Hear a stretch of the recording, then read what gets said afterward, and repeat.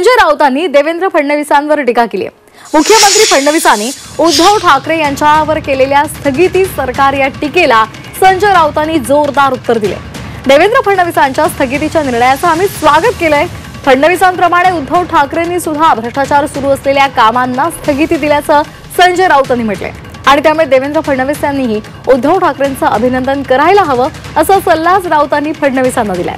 सोबतच देवेंद्र फडणवीस आणि शिंदेंमध्ये छुप युद्ध सुरू असल्याचं सांगायलाही संजय राऊत विसरले नाहीत।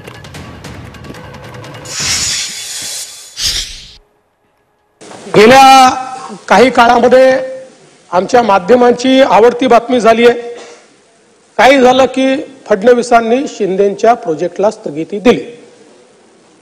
एक पेड बातमी झालेली आहे। पहिल्यांदा लक्षात ठेवा, स्थगिती देण्याकरता मी उद्धव ठाकरे नाही आहे।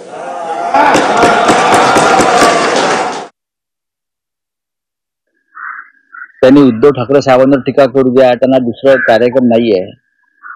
पण तुम्ही समोर पाहता की शिंदे आणि फडणवीस यांच्यामध्ये कसं वॉर चालू आहे, युद्ध सुरू आहे, ते स्पष्ट दिसतंय, रोज दिसतंय।